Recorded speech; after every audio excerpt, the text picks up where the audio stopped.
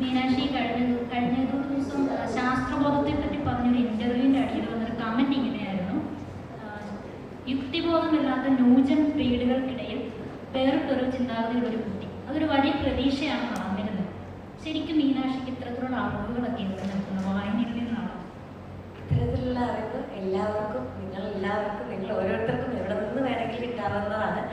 പിന്നെ നമ്മളത് തിരഞ്ഞെടുക്കുന്ന വഴി വ്യത്യസ്തമാണ് എന്നുള്ളതേ ഉള്ളൂ. ചിലപ്പോൾ നമ്മൾ പല ആൾക്കാരും പറഞ്ഞു കേട്ട കാര്യങ്ങളിൽ വിശ്വസിക്കുന്നതാവാം, അല്ലെങ്കിൽ നമ്മൾ തന്നെ എവിടെയെങ്കിലും കണ്ടുപിടിച്ചിട്ടുള്ള കാര്യങ്ങളൊക്കെ ആവാം.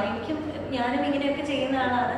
എപ്പോഴും പുതിയ പുതിയ കാര്യത്തെപ്പറ്റി അറിയാൻ ആഗ്രഹിക്കുന്ന ആളാണ്. അങ്ങനെ ഒരു വിഷയത്തെ പറ്റി കേൾക്കുമ്പോൾ നമ്മൾ അതിനെപ്പറ്റി തപ്പി നടക്കുമല്ലോ, ഇത് എന്താണ്, എങ്ങനെയാണ് എന്നുള്ളത്.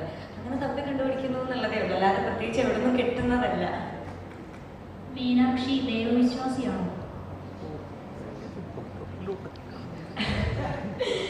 ജൂനിയേഴ്സിന്റെ പ്രസ് മീറ്റിൽ ഇങ്ങനെ ഒരു ക്വസ്റ്റ്യൻ ഞാൻ തീരെ എക്സ്പെക്ട് ചെയ്തിരുന്നില്ല.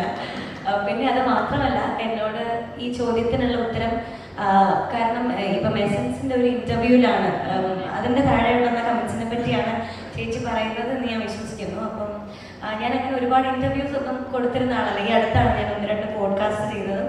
അപ്പോഴാണ് ഇത്തരം കമന്റ്സ് വരികയും ഞാൻ എൻ്റെ ചിന്തകളെല്ലാം FB കൂടെ ആണെങ്കിലും ഒക്കെ പറയുകയൊക്കെ ചെയ്തിരുന്നത്. അപ്പം ഏറ്റവും കൂടുതൽ ആൾക്കാർക്ക് സയൻസിനെ പറ്റി പറഞ്ഞപ്പോൾ ഉണ്ടായിരുന്ന ഒരു സംശയവും ആശങ്കയും ഒക്കെ ആയിരുന്നു ഈ പറഞ്ഞിട്ടുള്ളൊരു വിഷയം. പക്ഷെ അതിനെപ്പറ്റി ഞാൻ വളരെ വിശദമായിട്ടൊരു പോസ്റ്റ് FBയിൽ ഇട്ടിട്ടുണ്ട്. അതിൻ്റെ തുടക്കം ഇങ്ങനെയാണ്: ഏത്തിസ്റ്റ് ആണോ എന്ന ചോദ്യത്തിന് റാഷണൽ ആണ് എന്നതാണ് ഉത്തരം എന്നാണ്. അതൊന്ന് വായിച്ചു നോക്കാം, അപ്പോൾ കുറച്ചുകൂടെ കൂടുതൽ മനസ്സിലാവും.